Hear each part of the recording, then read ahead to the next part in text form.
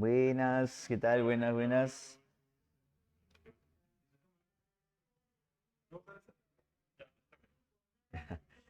Buenas, buenas, buenas. Continuamos por acá en nuestra clase complementaria de Círculo San Marcos sobre el tema de el virreinato en el aspecto cultural, que en esta sesión va a incluir un poco de educación y también la organización religiosa, ¿no? Tal cual está en nuestro cronograma de clase. De ahí que vamos a tener algunas consecuencias que ya hemos visto nosotros en nuestra sesión, como las rebeliones indígenas y también algunas otras protestas de parte de un grupo muy poderoso llamado los criollos, ¿no? Entonces vamos a ver las características principales de la educación en la época del virreinato. Estamos hablando de la época colonial y acá hay que hacer una pequeña comparación, pues muchachos, ¿no? Hay que hacer una pequeña comparación de cómo era la educación en aquella época y cómo es la actual. Ahí tú puedes ir también haciendo tu comparación, viendo, ¿no? La educación era elitista, ¿no? ¿Qué quiere decir que era elitista? Que estaba destinada a los hijos de la clase alta. Como tienes tú por ahí, no, no era de acceso para todos, ¿no? Esa educación no es de acceso para todos. Profesor, ¿y por qué no? ¿Por qué no le conviene tampoco educar a toda la población, ya que jóvenes, la educación es un arma muy poderosa? Y si tú concientizas a las personas de las cosas, lo que ocurre en tu alrededor, pues vas a criticar también el sistema colonial, que tampoco era el mejor que digamos, ¿no? De ahí que tenemos la siguiente, mira, la educación era memorista. ¿Y eso qué quiere decir? Que tú tenías que repetir lo que el maestro te decía, tú eras un robot. Y al repetir lo que el maestro te dice, sin cuestionar, sin criticar, justamente ahí al final estás perdiendo el corazón, pues, lo vital de la educación, ¿no? ¿Qué es el corazón de la educación? La crítica, el análisis, el razonar, la pregunta ¿por qué pasa algo, ¿no? ¿Y por qué, justamente hablando de esto, los españoles no querían que se critique? Pues lo mismo de hace rato, pues joven, ¿no? Porque eso podría traer consecuencias negativas para ellos. El sistema se tiene que mantener, ¿no? Entonces, esto de la educación memorista era con inclusive algunos métodos pues, no tan pacíficos dentro de las clases, ¿no? Ya por ahí vamos a mencionar algo. Tenemos la tercera, que es la religiosidad de la educación. La educación era religiosa, netamente religiosa. Quiere decir que la base de los conocimientos eran las sagradas escrituras del cristianismo, era la Biblia. Tus maestros muchas veces eran sacerdotes, curas, a veces monjes, ¿no? Y se utilizaba la filosofía escolástica para tratar de explicar con la lógica los escritos bíblicos, los pasajes religiosos mencionados en la Biblia, ¿no? Tratar de explicar con lógica la religión. Esa es la filosofía escolástica, ¿no? Entonces, jóvenes, básicamente estas tres eran las características principales. ¿Cuál de estas tres quedaría hoy en día? Cabe la pregunta, ¿no? Hoy en día todavía hay una educación elitista y se podría decir que más o menos sí, ¿no? Todavía hay algunas personas con más acceso a la educación que otros, lamentablemente, ¿no? Eh, Aún hay memorismo también, pero hoy ha bajado un poco esto porque hoy sí se busca analizar en clases. Y en cuanto a la religiosidad, bueno, tienes algunas instituciones educativas religiosas, pero ya no son tan cuadriculadas de mente como en aquella época, ¿no? Profesor, ¿cómo es cuadriculado de mente? Que en aquella época, muchachos, si es que te enseñaban algo que se desviaba un poco de los escritos bíblicos, era sancionado, ¿no? Habían cursos por eso prohibidos. Si a ustedes les encantan los números, bueno, no hubieras tenido muchas opciones ahí porque no te enseñaban geometría, trigonometría, aritmética, esas cosas no te enseñaban. ¿Por qué no? Porque tú llegas a una respuesta final con un teorema, con una fórmula. ¿Y quién tiene que darte la respuesta final según la religión? Pues las sagradas escrituras, Dios, ¿no? Tú no puedes ir contra eso. Por eso las ciencias así exactas no se enseñaban, ¿no? Ahora, si a ti no te gustan las matemáticas, feliz hubieras estado. ¿Cuáles son los niveles de estudio? Tenemos las primeras letras. Las primeras letras es el nivel donde te enseñaban a leer y a escribir. O sea, fácil, básico, ¿no? Te enseñaban a leer y escribir para que luego tú puedas pasar al siguiente nivel. Y el siguiente nivel son los estudios menores. Estudios menores que vendría a ser pues lo que hoy tú llamarías secundaria, ¿no? Por ahí, entre primaria y secundaria actual. En los estudios menores también te enseñan a leer y escribir. El profesor, pero ¿para qué? ¿Para qué otra vez? Si ya me enseñaron acá. Es que acá te enseñan en latín. En la primera era en español. ¿Y para qué en latín? Porque el idioma de la religión es el latín, muchachos. Pues tú tienes que recibir misas en latín, tú recibes sermones en latín, tú aprendes canciones en latín. Entonces no vas a entender nada si no te enseñan el curso. Y por eso era lo principal, en ese nivel lo básico era enseñarte latín. Pero como tú puedes ver en nuestra imagen, ¿no?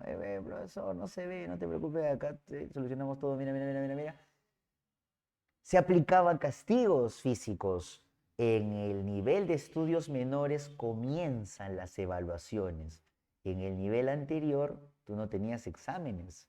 Acá comienzan tus simulacros, muchachos, ahí están, ¿no? Los semanales, ¿eh?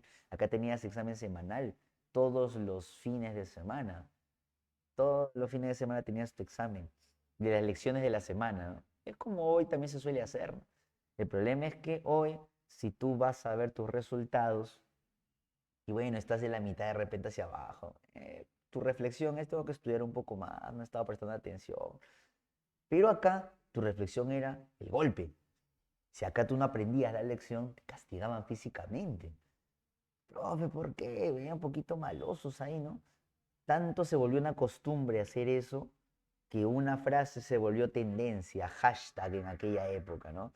El lema de los estudios menores era la letra con sangre entra. A ver, analicemos, muchachos, ¿no? ¿Qué quiere decir la letra con sangre entra? Que tienes que tomar sangre antes de tu clase, que tienes que sacarte análisis de sangre cada 15 días para que estudies mejor, que el conde Drácula va a ser tu profe. ¿Qué quiere decir la letra con sangre entra? En su mentalidad de ellos, que mientras más te pegaba, más aprendías. Imagínate cómo pensaban, ¿no? Mientras más te lastimaban físicamente, más entraban los conocimientos en ti. Ya sé que ya estás asustado, ¿no, profe? No tiene sentido. Hoy en día eso ya no se aplica, pues. Muy poco, o sea, hoy ya es casi imposible. Por ahí, a veces incluso en los noticieros, tú seguro has visto, ¿no? Se denuncian a las autoridades escolares por maltrato. Hoy la palabra maltrato está en tendencia también, ¿no? Y a veces se utiliza para el mal, jóvenes, también hay que analizarlo entre nosotros, ¿ah? Porque como se le ha dado bastante poder a los estudiantes hoy en día, y a veces ese poder no lo utilizan muy bien, que digamos, pues también se deja con pocas herramientas, ¿no? Al sector docente, ¿no? Que tampoco quiere decir que hay que ir al otro extremo y que en cada clase tengas un látigo, eso no, también está mal, ¿no? Pero bueno, hay que buscar un equilibrio. ¿Y qué herramientas se utilizaban para lastimarte? La favorita era la palmeta. Profe, ¿qué es la palmeta? Muchachos, les presento la palmeta. Esa es la palmeta. A ver, profe, la palmeta, mira acá, vamos a colocar otra vez. El profe es una galleta, no, no, no. La palmeta era una madera alargada que incluso en algunos lugares se utilizaba también para lavar la ropa. No sé si por ahí ustedes han visto en su casa, usar eso alguna vez. Que tiene unos agujeritos para que no se quiebre tan rápido. Con esa palmeta te golpeaban en la palma de la mano, de ahí venía el nombre, palmeta. Ahora, si tu profe era malo, te golpeaba no en la palma, sino en esta parte. Acá duele más. Date una pequeña palmada, se siente más. Acá hay más colchoncito, hay más carnecita. Acá está tu hueso, de frente. Y ¡plá! Te lastimaban con eso. Profe, si se le pasa la mano y por ahí un huesito se rompe, es la sanción, es el castigo. Si no aprobabas tu examen semanal. Entonces era una tortura más que una clase, pues. Y tú que te quejas de tus clases de Círculo San Marcos, joven, ya, ¿cómo te vas a quejar? Mira, acá te tratamos bonito. Y sé que estás pensando, pero no digas nada. Vamos para el otro lado. Si tú superas este nivel, llegarás a los estudios mayores. Los estudios mayores involucran lo que hoy tú llamarías educación superior. Ahí donde estás a punto de ingresar, ya, te falta un mes nomás. Ahí donde vas a ingresar es esa educación superior. Entonces, estudios mayores involucraban una muy poca gama de profesiones que podías elegir. Hoy tú ves todas las alternativas de la universidad. Su carrera fue para regalar. Pero en aquella época podías estudiar teología, filosofía y artes. O sea, eran las únicas tres carreras que podías, ¿no? Y artes hay que entenderlo como filosofía de Aristóteles. Filosofía de Aristóteles. Si te das cuenta, otra vez la religión está metida, mira, teología, filosofía. Profe y arte, todo lo que tenga que ver con religión. El arte ahí era netamente religioso, muchachos. Todo religión. Tenías que crear pinturas de santos, de vírgenes. Si querías hacer arquitectura, iglesias, parroquias, conventos, templos. Profe, yo quiero ser escultor, entonces vas a esculpir ángeles. Otra vez vírgenes, santos, figuras religiosas. Todo estaba manejado por eso. Pasando a lo siguiente, ¿dónde se enseñaba en aquella época? Los principales centros de enseñanza eran los colegios para caciques si tú pertenecías a la nobleza indígena. La nobleza indígena es la clase alta de los indígenas. Ahí estaba el cacique. En clase hemos hecho uno. Tupac Amaru II, ¿te acuerdas, no? Él era un cacique, líder indígena. Por eso les comenté en clase que él fue educado en uno de los mejores colegios de la época. Ahí se los presento. Y esa imagen es actual, sigue funcionando.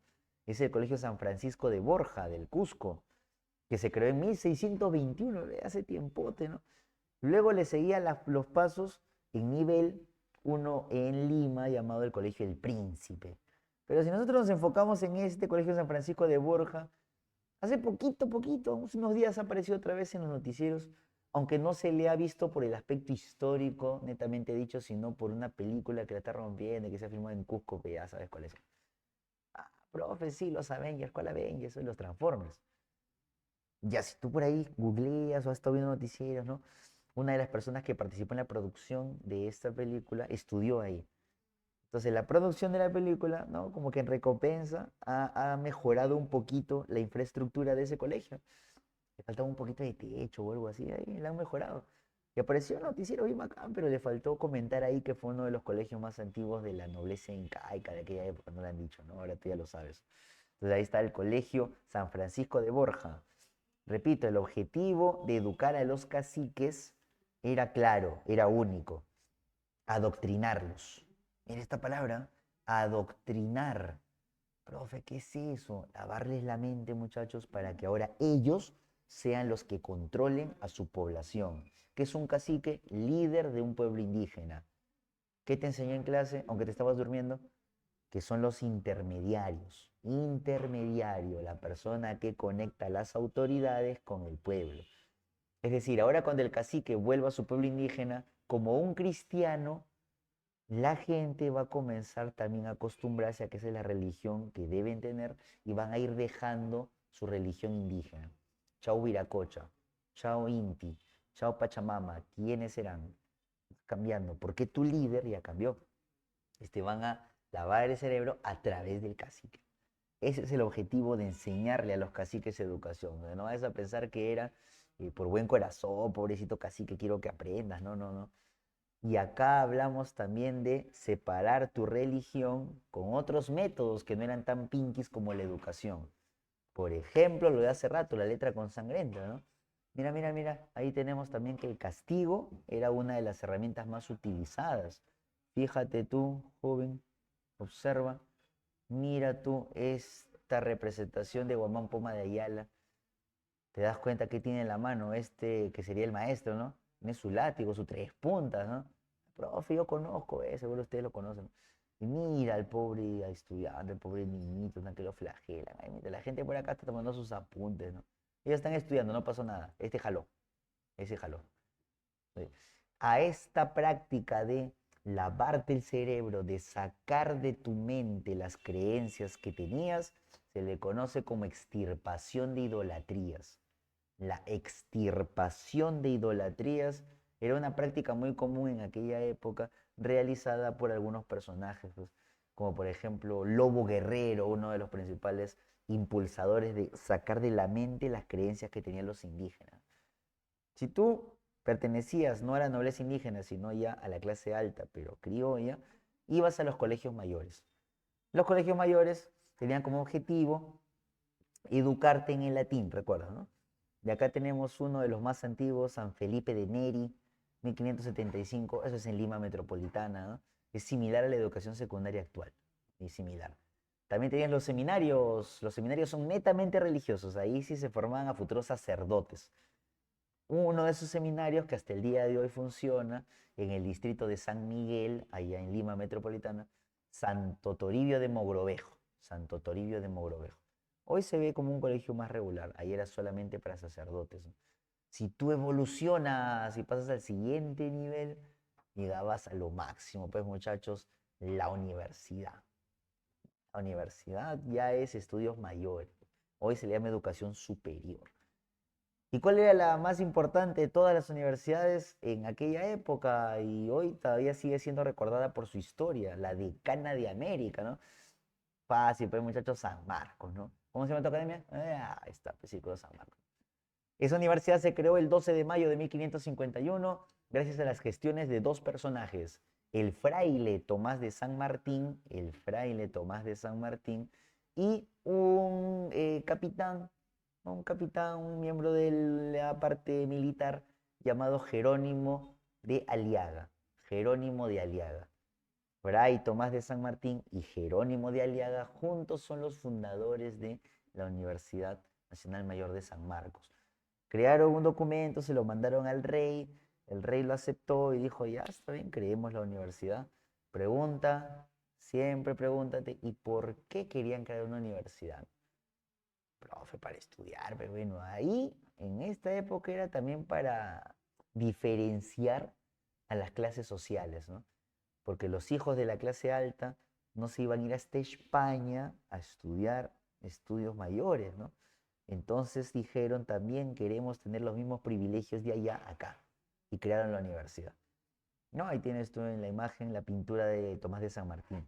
Y allá abajita a la izquierda una de las primeras imágenes, no pinturas, una de las primeras fotos de lo que era San Marcos. Profe, ¿y eso dónde queda? Esta es una de las sedes de San Marcos, porque San Marcos ha tenido varias casitas, muchachos. Esta es la tercera sede de San Marcos. La tercera sede de San Marcos está en donde hoy en día tienes una institución muy criticada de 130 personajes que cobra unos sueldazos, tienes un menú de 80 soles. ¿A qué lugar es? El Congreso. Sí, sí, jóvenes, donde hoy es el Congreso de la República, ahí funcionó San Marcos alguna vez, ¿no? Ya después con el tiempo se trasladó a otros lugares, ¿no? Y ahí tienes San Marcos. Otra alternativa a educarte en San Marcos era el Real Convictorio de San Carlos. El Real Convictorio de San Carlos no tenía de repente el mismo nivel que San Marcos, pero era una institución muy, muy importante. ¿Qué hemos hecho en clase, jóvenes, esta semana? La expulsión de una orden religiosa muy querida. ¿Qué orden religiosa era? La orden de Jesús, los jesuitas, ¿sí o no? Úchale, váyanse. ¿Te acuerdas? Virrey Amat, Carlos III, reformas borbónicas, se le expulsó a los jesuitas. Y yo les comenté en clase, una consecuencia de la expulsión de los jesuitas, se estancó la educación en el Perú, se cerraron colegios, se cerraron universidades, se clausuraron centros de estudio. Para volver a reactivar esa educación, para volver a revivirla, entre comillas, se creó este lugar, el Real Convictorio de San Carlos. Profesor, esto es como un colegio, es como una especie de instituto, sería una academia, sería un círculo San Marcos hoy en día, algo así, ¿no? Para que vuelva la gente otra vez a educarse, porque se había estancado. ¿Y por qué es tan importante? Por lo que te enseñaban ahí. Adentro vas a comenzar a recibir las famosas ideas de la ilustración europea. Montesquieu, Voltaire, Rousseau, toda esa mancha, todas estas, ¿no? John Locke, ¿no? Enciclopedia, ilustración, ¿no? Esas ideas acá estaban prohibidas, te enseñaban cursos prohibidos en el convictorio de San Carlos. Pero que el director no decía nada, muchachos, el director es el que impulsaba eso.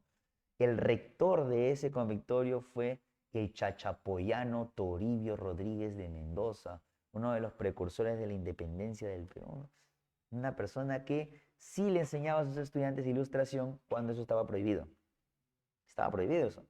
Pero por lo bajo, calladito nomás, nadie se va a dar cuenta. Y formó mentes brillantes. Por eso a Toribio Rodríguez de Mendoza se le conoce como el maestro de los próceres, el profesor de muchas personas que luego impulsaron la independencia en el Perú. Ay, persona importante, ¿eh? Ahí lo tienes a Toribio Rodríguez de Mendoza si nunca lo habías escuchado, ¿no? Algunos precursores de la independencia conocidos van a educarse ahí y por eso a él lo llamaron el maestro de los próceres. Hoy en día se ve así, mira. A ver, profe, atrás. A la izquierda está la imagen de hace tiempo, cuando recién se creó. Hoy se ve así. Es igual, si no te has dado cuenta, se conserva más o menos intacto. Claro, le han agregado rejitas, le han puesto su foco, ¿no? Pero es igual. Hoy en día ese lugar es el Centro Cultural San Marcos. Centro Cultural San Marcos. Si alguno de ustedes, muchachos, decide postular a San Marcos, cuando ingrese lo van a llevar a hacer un recorrido a ese lugar, sí o sí. No importa la carrera a la que te hayas ingresado, a todo sanmarquino ingresante cachimbo se le lleva a hacer un recorrido a ese lugar porque es parte de la historia de la universidad donde tú vas a estudiar. Y tú sabes la frase, pues tú no quieres lo que no conoces. Pues para que te empapes de la historia de San Marcos, ahí hay imágenes bien bacanas ahí adentro, te llevan a hacer un recorrido, ¿no? Si es que ya estudiar ahí en San Marquitos. ¿Cómo fue la organización de la iglesia en la época colonial, jóvenes? La iglesia estaba francamente desorganizada, hay que decirlo. Todo estaba de cabeza por acá, había por supuesto sacerdotes, curas, pero no habían jerarquías, no había institución organizada, había personas que se desbandaban de la fe católica con tal de no pagar algunos impuestos como el diezmo, no le hacían caso a las escrituras bíblicas, estaba un poquito desorganizado. Y justamente por eso se habla de una organización de la iglesia durante el virreinato. Por ejemplo, lo primero que se organizó fueron los niveles, siendo el más elevado por acá el arzobispado, a los arzobispos, ¿no? Profe, pero no hay una categoría, claro, más arriba estaría el papita, el papa, el sumo pontífice, ¿no? Pero acá no había papa, pues el papa está allá en Europa, ¿no? Entonces, hablando solamente acá de nivel de virreinato, solo a nivel del virreinato estaba el arzobispado.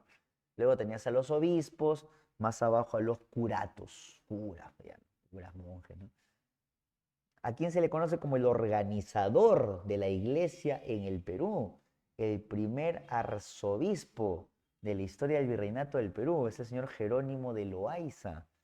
Jerónimo de Loaiza es el primer arzobispo de nuestra historia. A él se le considera el organizador, el verdadero organizador de la religión, de la iglesia, acá en el virreinato. Y por supuesto destacamos algunos otros como el siguiente, Toribio del Mogrovejo, que hace rato le pusieron su nombre a una institución, ¿no? Santo Toribio del Mogrovejo. Bueno, ahí tenemos a los dos organizadores, las dos personas que fueron ordenando todo eso, ¿no? Algo que destaca mucho en esta organización van a ser las misiones. Sí, profe, yo conozco las misiones de GTA, no, no, esas son otras misiones. Una misión religiosa es cuando un grupo de personas van a lugares alejados, en este caso, a evangelizar. Te lo comenté por ahí también en clase, ¿no? Grupo de personas organizadas que por la religión van a lugares sobre todo alejados a evangelizar, a convertirte al cristianismo, ¿no? Que te pases a la religión católica. Estas misiones son en realidad pacíficas, ¿no? O sea, no es que llegaban con su látigo en la mano, oye, tienes que convertirte. Sí es cierto que aplicaban la extirpación de idolatrías en algunos casos, pero no es que todas las órdenes religiosas lo hacían. ¿Y cuál es la orden religiosa que se especializó en hacer misiones? Los franciscanos. Los franciscanos. Los franciscanos que mencionamos en nuestra clase, porque fueron motivo de una rebelión, ¿no? ¿Recuerdas a Juan Santos de Atahualpa? Juan Santos de Atahualpa quiso expulsar a los franciscanos de la zona de la selva central, porque ahí es donde se especializaron ellos, en las misiones en la selva central.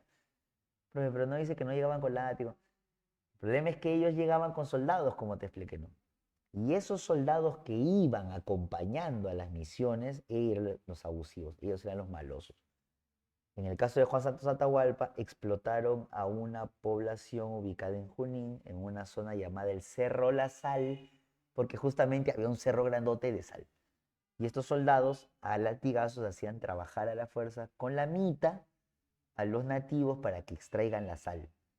Pero la gente le agarró cólera a los franciscanos. Por su culpa vinieron estos soldados, ustedes nos han traído todos los males. Entonces generó ahí una rebelión. Eh, Hablando de órdenes religiosas, jóvenes, porque las hemos mencionado varias veces, ¿no? Tenemos acá a las órdenes religiosas más importantes de aquella época, ¿no? 5 fueron las órdenes religiosas que van a llegar al Perú. 5 órdenes religiosas son las que llegaron, ¿no? Te las mencioné por ahí en clase de repente, ¿no? ¿Cuáles son las órdenes religiosas que llegaron al Perú? Bueno, en orden, hemos puesto una línea de tiempo ahí para que tú te ubiques. En el año 1532 llegaron los dominicos. Profesor, pero en 1532 no es que se da también la llegada de los europeos, los españoles. Claro, muchachos, miren.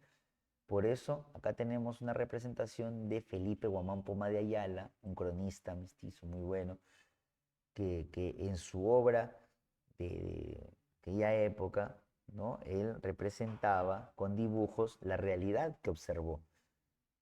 ¿Cómo se llama su crónica, no? Considerada una de las obras más importantes de la historia, ¿no? Esa crónica se llamaba Nueva Crónica y Buen Gobierno. Nueva Crónica y Buen Gobierno.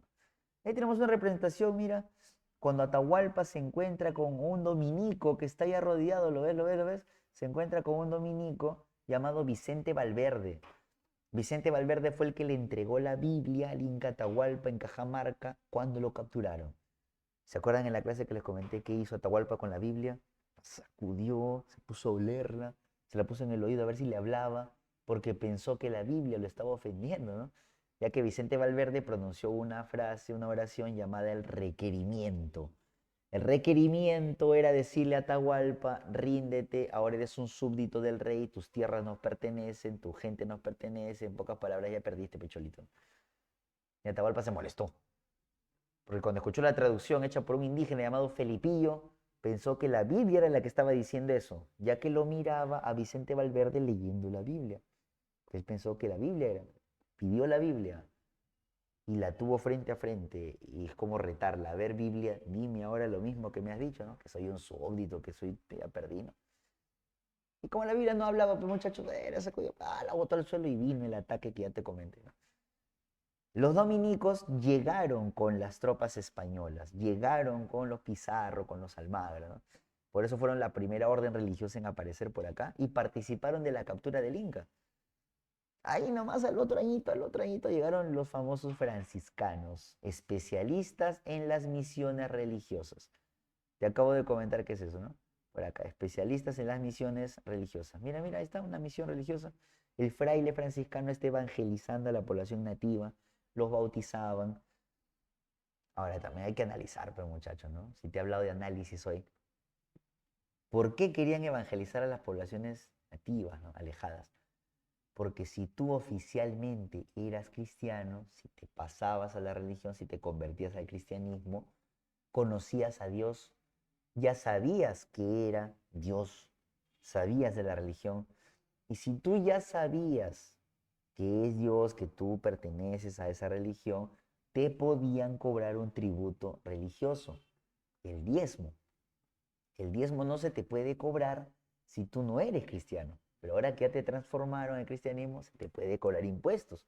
Pero eso también los motivaba, bueno, eso también estaba detrás, ¿no? Lo económico.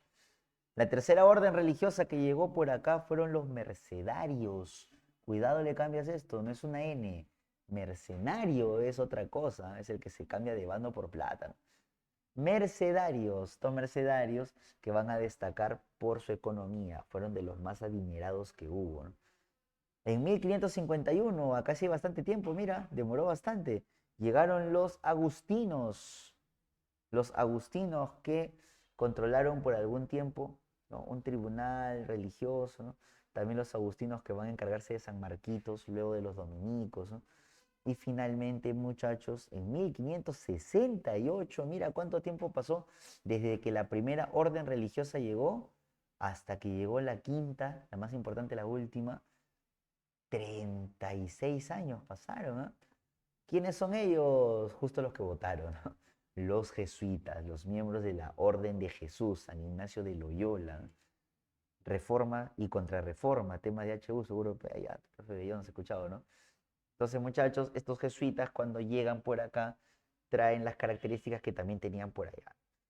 Una orden muy ligada a la educación, por ahí caritativa, que poco a poco acumularon por esa bondad que tenían, ¿no? Tierras, les regalaban propiedades los criollos de clase alta.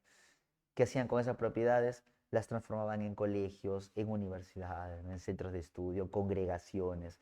Dicen por ahí que eran también caritativos con la gente de bajos recursos. La gente les agarró cariño, les tenían cariño, más el poder que acumularon se volvieron peligrosos.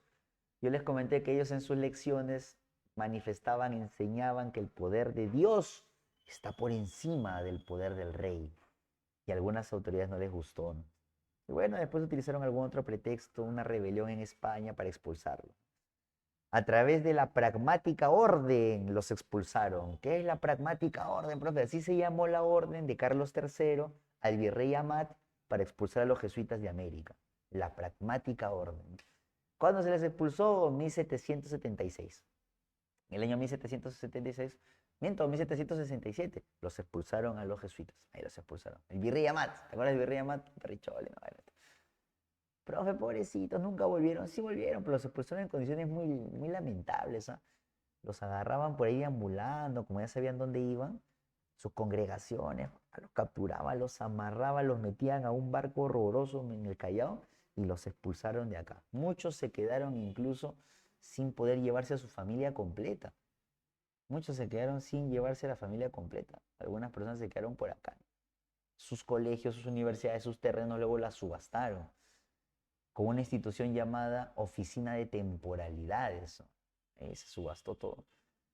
Pero, en el aspecto religioso también, jóvenes, para traer a las ovejas descarriadas, para volver a juntar a los que se estaban desbandando de la fe católica, se instaló un tribunal, ¿no? El Tribunal del Santo Oficio, con el virrey que más reformas hizo, ¿te acuerdas, no? El que hizo las reformas más importantes, llamadas reformas como su apellido, toledanas, ¿no? Ah, sí, profe, Virrey Toledo, claro, pues es el más importante y encima te enseña física ahora, ¿no? Ese Virrey Toledo es el que instaló el Santo Oficio acá en América, en el Virreinato del Perú. También conocido como el Tribunal de la Santa Inquisición, la Santa Sanción, ¿no? Ahora, santo, santo, ¿te acuerdas que yo te comenté que tenía máquinas de tortura? Algunas peligrosas, ¿no? ¿Qué buscaba el Tribunal de la Santa Inquisición? Mantener la pureza de la fe católica. Mantener la pureza de la fe quiere decir, jóvenes, que nadie se desbande, pues. No queremos perder tributantes, ¿sí? ¿No? Bueno, ahí tienen, mira, una representación. Tres jueces eran los que formaban el Tribunal del Santo Oficio, tres jueces. Ahí está el acusado, pobrecito, mira. Ahí estás tú cuando has jalado en tu simulacro, ¿no? Estás esperando tu sanción, ¿no? Profe, ¿cuál era la sanción? Hoy tu sanción, ¿cuál sería? ¿A qué le tendrías miedo, temor? Que te quiten tu wifi, dame tu celular, ¿sí, no? Ya fuiste, ¿no? Te cerramos tu casa. Bueno, acá la sanción era física. Y esa sanción física venía incluida con una multa. Profe, ¿por qué física, no? Si es algo religioso, muchachos, recuerda lo de la educación que hace rato te expliqué. ¿Cómo pensaban ellos, no? Mientras más golpe te daban, más aprendías, ¿te acuerdas, no? Más latigazo, jugaban Michi en tu espalda, te hacían las líneas de Nazca en el pecho. Mientras más te lastimaran, tú más ibas a aprender. Veas su forma de pensar. Y acá es igual, pues. Y una máquina de torturas así alucinantes usaban, ¿no? Que alguna vez te conté también en clase, ¿no? Uno de los peores castigos que recibías por el Tribunal del Santo Oficio, si eras reincidente, o sea, si eras ya recontra pecador, ¿no? Saludos para nuestro amigo Alex y Alberto, si hacías recontra pecador, te podían hasta quemar vivo, ¿no? La hoguera. Y la persona que fue condenada a hoguera por primera vez por ser evangélico fue el señor Mateo Salado. De ahí que viene pues tu frase, tu jerga, te conté, ¿no? Qué salado eres, ¿tú has escuchado? Qué salado viene de este personaje. Lo quemaron por ser evangélico nada más, ¿no? Por anunciar una religión diferente, era protestante, producto de la reforma de Lutero, pues de allá de Europa, ¿no? Entonces los castigos eran algunos físicos, pero otras veces ya exagerados, los quemaban, ¿no? ¿Por qué te podrían llevar a ti al Tribunal del Santo Oficio? Por haber sido sospechoso de brujería, hechicería.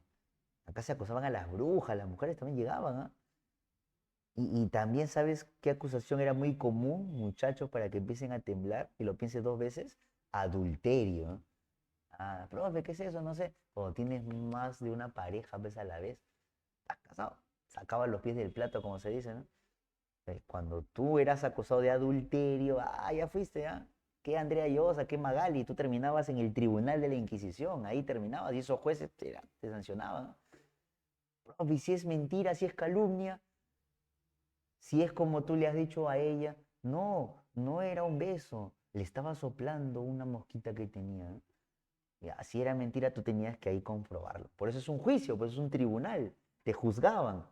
Pero generalmente tú tenías que confesar, y si no querías confesar, ahí es que te torturaban, te tiraban, te colgaban, no, confiesa tu delito, no, sí soy culpable, no con una, con 20, lo acepto, ya. Ahí venía tu castigo. ¿Y sabes por qué otra acusación terminabas ahí? Cuando te acusaban de homosexualidad. Estás sintiendo el verdadero terror, ¿no? Cuando te acusaban de homosexualidad terminabas por ahí. ¿Qué, profe? Ya habían esas acusaciones, muchachos. Y ahí su mentalidad era cuadriculada, pues recuerda, ¿tú crees que iba a haber marcha del orgullo? Nada. Pues la Inquisición agarraba a todo el mundo, ¿no? Porque ¿qué se pensaba en aquella época? Que no eran hijos de Dios. Están rompiendo con los principios, ¿no? Hoy en día, en tiempos modernos, en tiempos contemporáneos, la iglesia se ha flexibilizado un poquito, sobre todo con el Papa Francisco, ¿no? Hay que aceptarlo, ¿ah? Ha tenido sus momentos malos la iglesia, pero hoy en día un poquito se ha flexibilizado y hace poco ha dicho algo histórico ese Papa, ¿no? Los homosexuales, todo eso del orgullo, LGBTQ, HIPQ, todo eso, son también parte de la iglesia, son hijos de Dios. Un arrote esquema, ¿no? Por eso lo quieren algunos al papito, ¿no? Muchachos, esto es en cuanto a la organización religiosa, la organización cultural, ¿no? Pero ahora también enganchando con lo que hicimos en clase, recuerda que este tipo de trato, más las reformas borbónicas que hemos hecho, que generaron molestias, quejas, protestas. Y ahí lo fusionamos con nuestro tema. Una de las reformas borbónicas, ¿te acuerdas? Que afectó a los criollos y los criollos perdieron su poder, pues. ¿Qué poder? Todo esto que te acabo de decir. ¿Quiénes eran los maestros, directores, jueces del Tribunal del Santo Oficio? ¿Quiénes ocupaban toditos esos cargos? Todos eran criollos. Eran hasta que llegaron los peninsulares. Úchale, úchale, fuera de acá. Y los criollos que dijeron, tenemos que recuperar ese poder. ¿Y qué van a intentar? Rebeliones, ¿te acuerdas? Muchos van a comenzar a incentivar la independencia. Querían que se apliquen sus derechos, que vuelvan, ¿no? Y 4 rebeliones criollas son las más importantes de aquellas épocas del virreinato en su parte final ya, ¿no? Estamos cercanos a la independencia, ¿no? Esas 4 son continuaditas, seguiditas, ¿no? 1811, 1812, 1813, 1814. En 1811 en Tacna se revela un militar llamado Francisco de Sela. Francisco de Sela era criollo, pues son rebeliones criollas del siglo XIX, y lo que intentaba él era pues pelear por los derechos de su clase social, ¿no? En Tacna él pronuncia el primer grito de libertad en el Perú, así se le conoce, el primer grito de independencia del Perú, ¿no? En la Plaza de Armas, rebelión, y la gente la apoyaba. El problema es que las tropas españolas fueron a acabar con la rebelión y fue derrotado, fue capturado, lo condenaron a muerte, iba a morir fusilado, lo llevaron al Callao, porque en el Callao iba a cumplir su condena. Pero estando en el Callao, algunas personas de clase alta intercedieron por él, como su padre era un soldado criollo, habló con el virrey de aquella época, grábatelo joven, anótalo, aunque por acá lo vas a tener siempre, era el virrey Fernando de Abascal, el marqués que después fue condecorado como el Marqués de la Concordia, Fernando de Abascal. Fernando de Abascal va a enfrentar todas estas rebeliones criollas, además de otras rebeliones a nivel continental. Y ese virrey le dijeron, oye, mira, no lo mates porque igual eres criollo, clase alta. El virrey dijo, ya está bien, no lo vamos a matar, pero va a quedar preso. Su condena igual va a ser la cárcel. Y lo vamos a trasladar, porque en Panamá hay una cárcel grandota llamada Chagres y ahí nadie va a intentar liberarlo. En cambio, si se queda en el Callao, puede que sus partidarios lo quieran salvar, ¿no? No, a Chagres. Y lo mandaron a Panamá. ¿Y qué pasó con él? Se murió en la cárcel. Nunca salió. Ya, muchachos, no volvió acá al Perú, a Tacna, nada. Murió en Chagres. La versión más romántica de la historia del Perú, porque siempre hay una versión romántica, ¿no? Que te exalta los motivos, ¿no?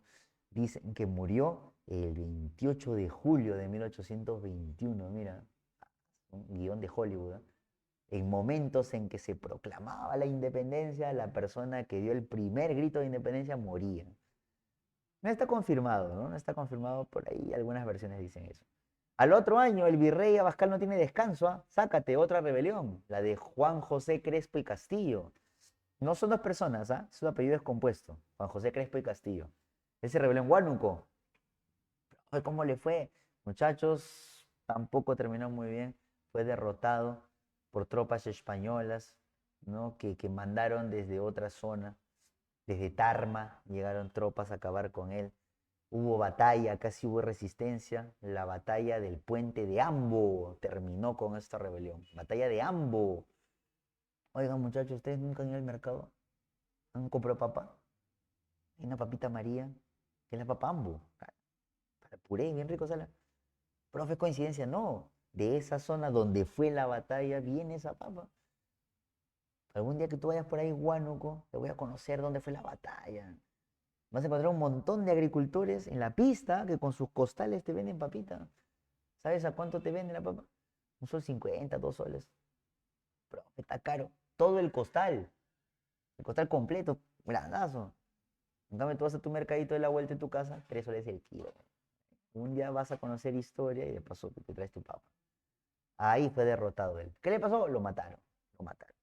Tercera rebelión seguidita, 1813, en Tacna otra vez. Por eso se le llama el segundo grito de libertad en Tacna, ¿no? Enrique Payardele.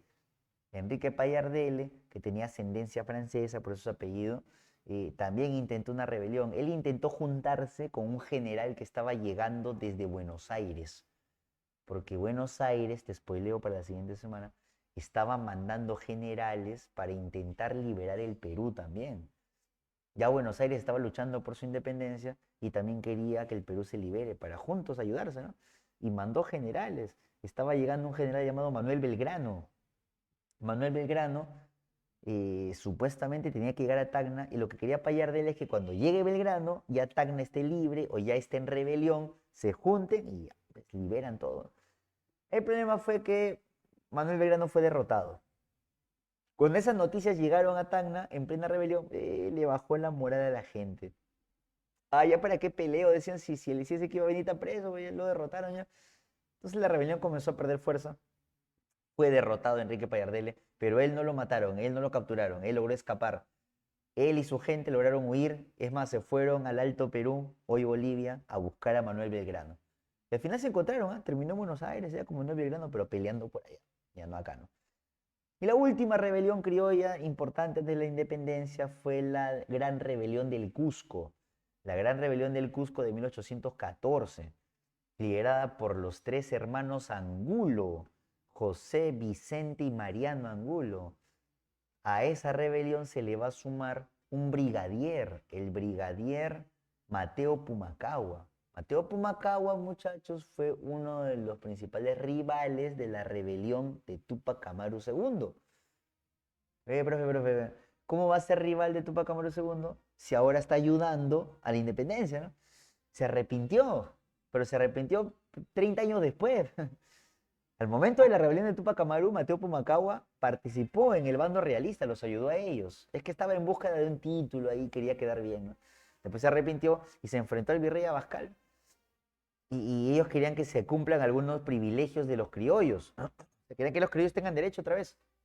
Y la rebelión fue grande, por eso se le llama Gran Rebelión del Cusco. Pero no vayas a caer en la trampa en tu examen de admisión. La Gran Rebelión del Cusco no tuvo ni una sola batalla en el Cusco. O sea, se llama así porque ahí se organizó, ahí comenzó, pero de ahí partieron a 3 lugares para atacar. El Alto Perú, Ayacucho, Huamanga y Arequipa. O sea, los ataques van a ser por esos lugares, no en Cusco. Y ahí se repartieron los hermanos, Macao, otros soldados. Lamentablemente, muchachos, los 3 flancos de ataque fueron derrotados por los realistas. Solo una batalla lograron, pues, ellos tener victoriosa, ¿no? Una única batalla, ¿no? que, pues, lamentablemente tampoco tuvo muchos resultados.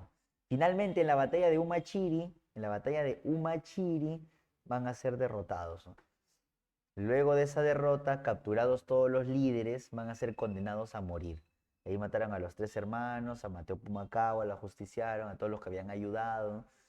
Incluyendo un poeta arequipeño, que literatura seguro por ahí lo vas a mencionar, ¿no? Llamado Mariano Melgar. Mariano Melgar, que muchos lo consideran el iniciador del romanticismo acá en América, ¿no? Por unas cartas, pero contra triste, depresión, nivel Dios, casi casi rozando lo tóxico, ¿no? Ahí está, su Yarabía, ¿no? Muy bien, amigo. Unas cartitas a su amor imposible, ¿ves? Su prima, ¿no? Su prima, muchacha. Cartas a Silvia, ¿no? Ya en literatura seguro vas a ver tú. Él participó en la rebelión. Él no tenía que estar en la rebelión, ¿ah? Porque él era más dedicado a otra cosa, pero él decidió participar, jovencito nomás, y lamentablemente fue capturado y también lo mataron consecuencia de esa rebelión, ¿no? Y Mariano Melgar es un personaje destacado de estas luchas. Es más, ahí en Arequipa, pues hay un equipo de fútbol, ¿sí o no? ¿Te has escuchado? A ver, ¿cómo se llama el equipo de fútbol?